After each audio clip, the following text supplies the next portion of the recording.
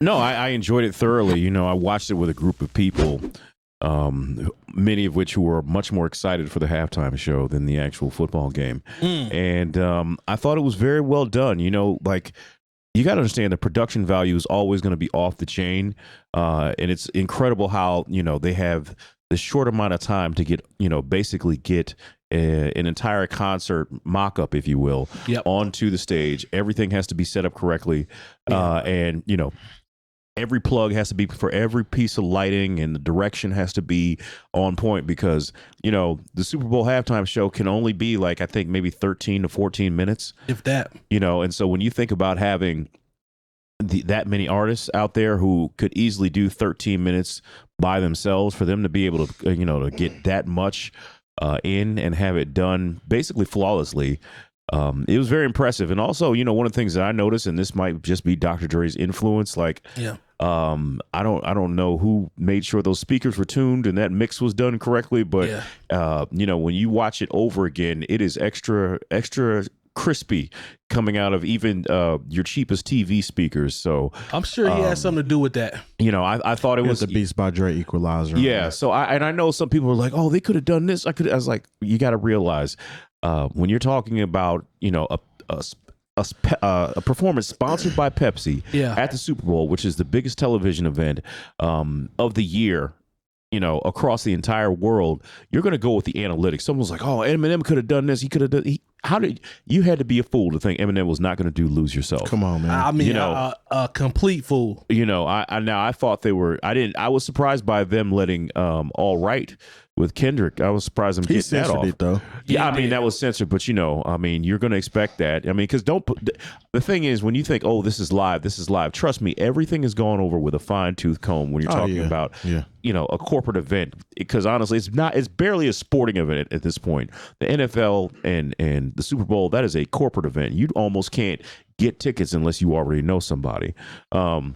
I don't even want to know what they was hitting for. You know, like I said, I enjoyed I enjoy the show. It's just crazy to think, you know, because I'm old enough to remember when Snoop Dogg was on the cover of Newsweek and it said, "Is rap too violent?" You know, where this dude was Public Enemy #1, and you know, now basically this for you know, you almost have to understand that for them to get to this point, hip hop, especially this segment of hip hop, where you say, you know, the West Coast sound, if you will, is embraced as Americana, if you will, you know. So, and I know there were people who were like, "Oh, why I didn't do? They could have this." I was like, "Look, you know, trust me, they'll bring the Who or somebody back, or the Rolling Stones." Or, I mean, I'm not to besmirch, you know, those particular artists, but you know, I think they got it right here just because of how long these people have been relevant within the culture, not just hip hop culture, but American pop culture,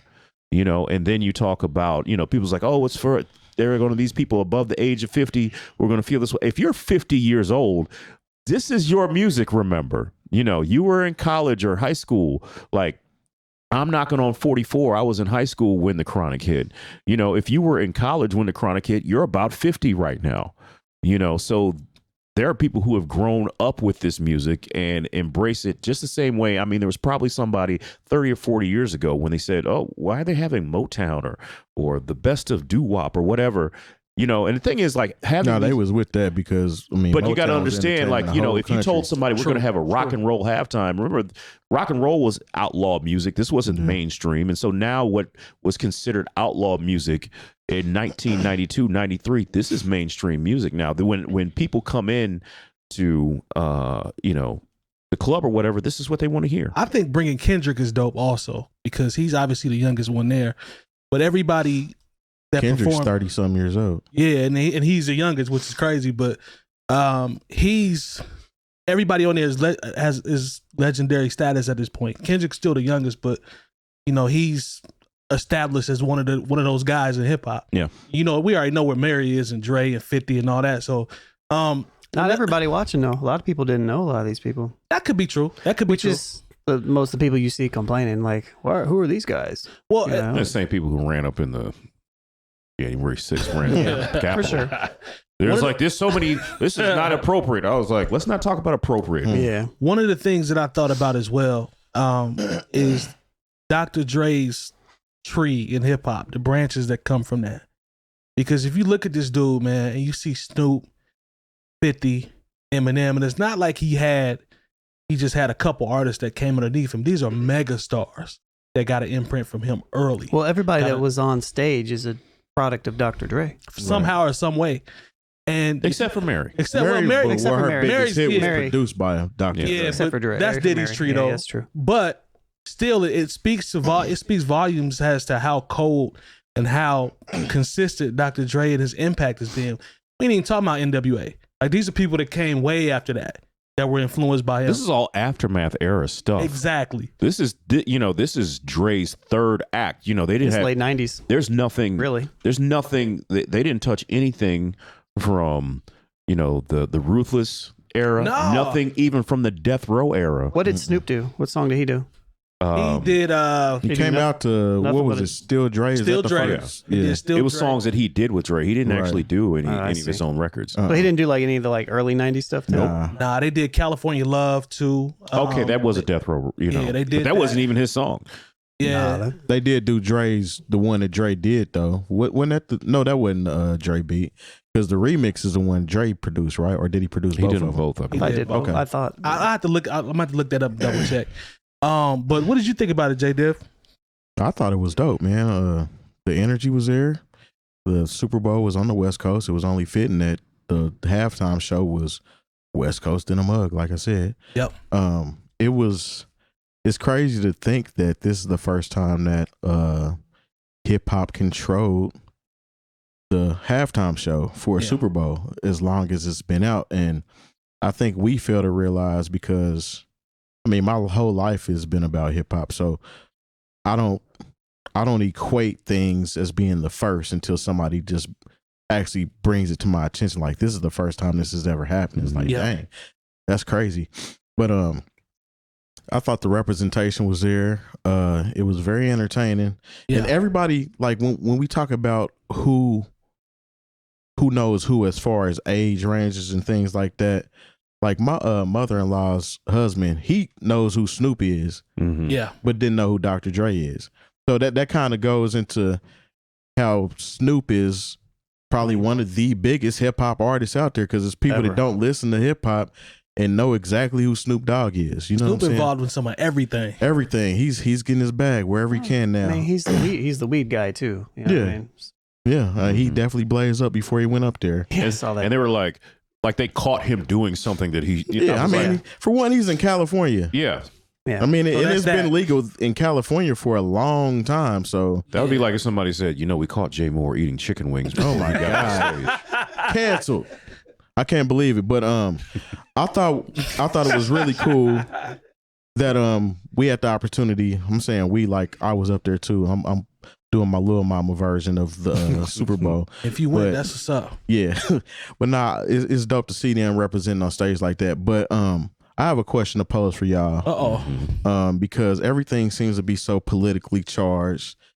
And I've been hearing a lot of people make posts and seeing posts, like, for example, Dr. Cornel West made a post about a missed opportunity, that they could have done more That came out today. by I think. performing. I didn't see it, but Yeah, so he said that pretty much that it was a great display of musical talent, culturally, musically, but it was a missed opportunity for telling the truth, and challenging the NFL plantation system.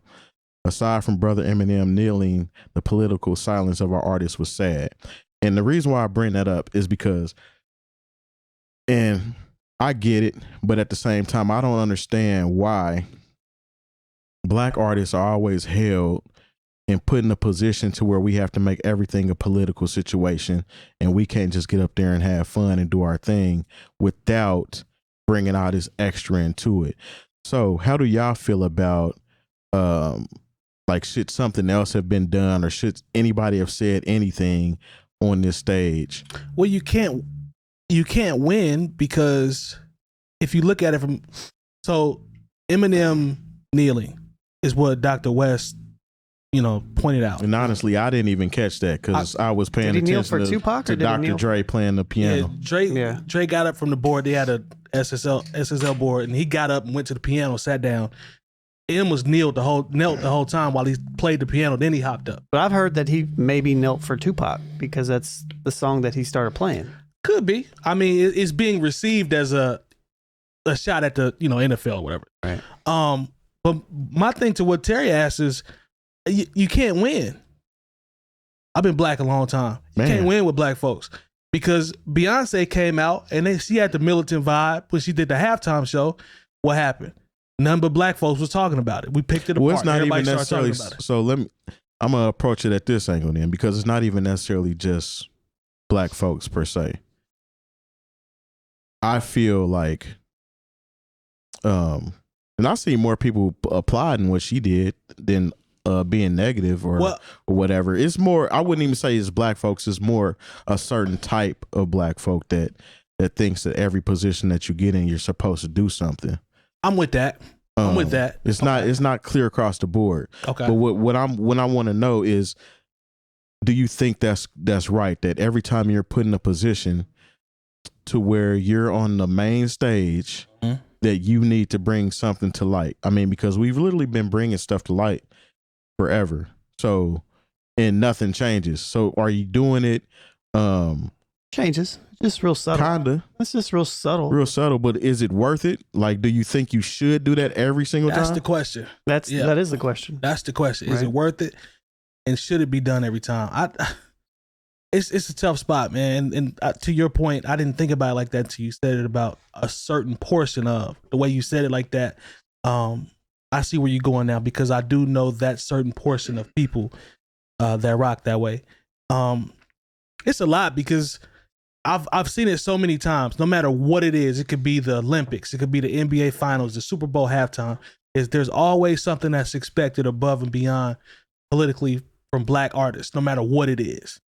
And I don't necessarily know if that's fair, man, because to piggyback what we were talking about, how is it going to be received, and what type of change will it, I guess, get the ball rolling on to start something?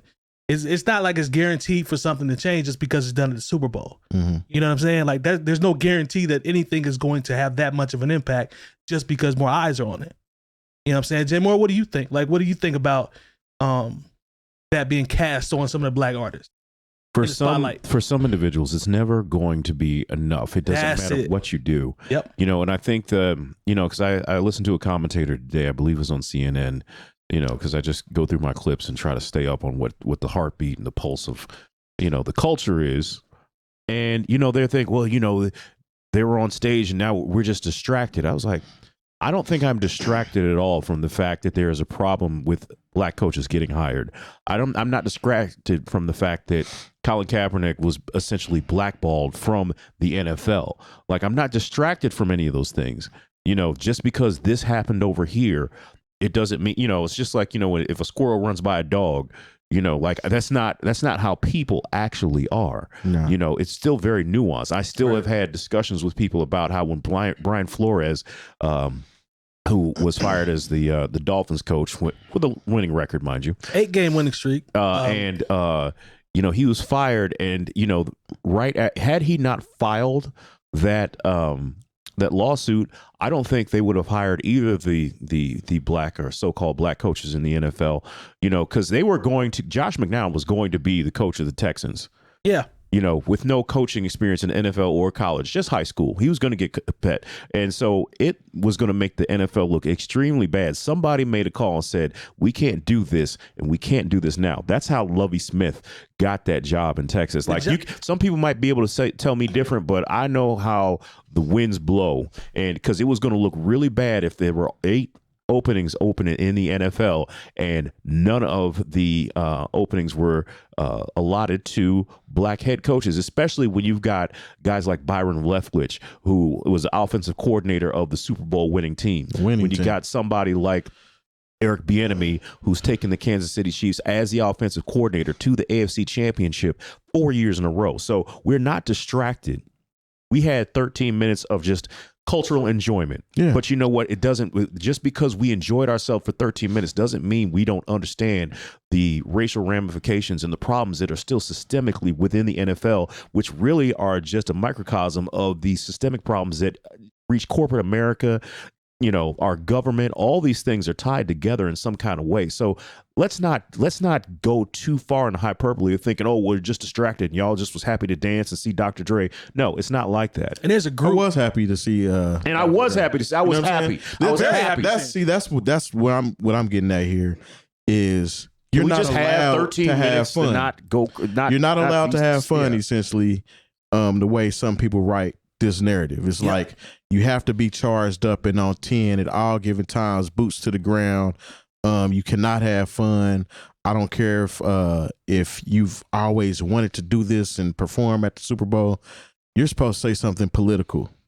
No, everybody don't want to do that, man. I mean, that's not how everybody's built. Now, I understand there's problems going on out here. There's things that need to be addressed. I think Kendrick performing in itself was enough. That's your answer right there. And Eminem performed kneeling. Let the white allies step it up. Exactly. They already know how we feel. I think they did it perfectly fine, in my personal opinion. That's what I was going to say about. I'm glad you said that about Kendrick, because the people that are saying that didn't see that part. No, because it was subtle, but it was enough. Off the record that he played, also the record that he performed. But go ahead, Lone. I'm sorry. No, you're good. I was just going to say, a lot of the stuff could be seen as performative too. I mean, don't forget that Nancy Pelosi was kneeling in dashikis and stuff. And that was true. Yeah, true. And all that stuff. Still ain't got no Voting Rights Act. Eminem kneeling, what does that really do? Nothing. You know what I mean? So like, and to kind of further your guys' point, just to kind of echo what I would say is, it's not really black people's responsibility to dismantle racism in America. Really kind of the white people's responsibility. Hey, bada boom, bada bing. There's a section that'll disagree with that. That's fine. Probably the section that didn't like the halftime show. Exactly. So, but at the same time, don't get me wrong. I think there's a place for black people to contribute in that, and I think it helps it move it along. But at the end of the day, like, how you guys feel about Cornel West and all this other stuff, that's none of my business. But what I would say is that I do feel like, I don't know. I've seen the argument talking about Eminem and his kneeling and stuff like that back and forth. And I don't even know what to feel about that at all. Mm-hmm. It doesn't do anything for me personally. Does it draw unity? Like this performative unity? Like what is he doing outside of stuff that, like, he's not challenged? And I'm not trying to put Eminem out there like that. I appreciate what he did. Yeah, but I do too. But at the same time, like, it is performative still, because he's not really putting himself on the line at all. You know what I mean? Like, people are still going to listen to Eminem whether or not he's already talked about Kaepernick. Oh yeah, there's a lot of people that already tuned him out. But I will say this: so if you were bothered, not really. If you were bothered by Eminem kneeling and it wasn't the national anthem, it pretty much just lets us all know it was never about the national anthem. That was the first thing that came to my mind. I was like, well, he kneeled, but the national anthem wasn't playing. So what's the issue? And that's been the play. You triggered the those whole people. It exposed their hypocrisy. And that's been the banner of the whole movement, the national anthem. Everything is so disrespectful to the national anthem. It was all based off the national anthem. That had nothing to do with the national anthem. I'm happy you said that, because that was in the back of my mind when I saw it, and I didn't materialize it into actual thought. And I was like, but he's just kneeling. Like, it's just a kneel. Yeah. That's why I really didn't pick up on it. Like I said, when he did it, I'm paying attention. I'm paying attention to Dre playing the keys. Yeah, I was like, literally the thing that went through my mind when I watched it, I was like, is he actually playing? He was playing. I'm like, yeah, he's playing on top. And Anderson .Paak playing the drums. I'm paying attention to those two. A lot of people things. thought Tupac was about to come out, so they just said kneeling part. His drums weren't mic'd, but still. Right. Look good though. Yeah, he was on time. Most of the time. Most of the time. Don't do that long. He was on time. He was most of the time on time.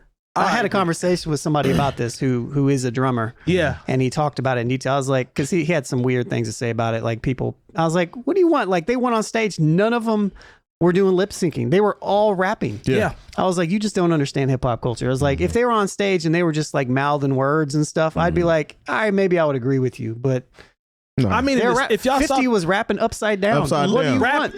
What do you want? You can't. You just can't please people, man. I've just come to realize, just like, oh, you can't please I thought people. it was some mid. I was like, shit. It's always a one-upper that ain't never did nothing in their life. I was like, you still rap over exactly your own how to do vocals. everything. Please shut up. 50 hanging upside down. about the first thing I see the next day is Bizarre from D12 put his body on 50 Cent. Everybody was clowning. And they was clowning him because they was like, man, look how heavy 50 Cent look hanging upside down. Everybody does not look the same the way that they lived 20 years ago. And I'm like, what do y'all expect, man? This is a grown man that got multiple TV shows out across the country.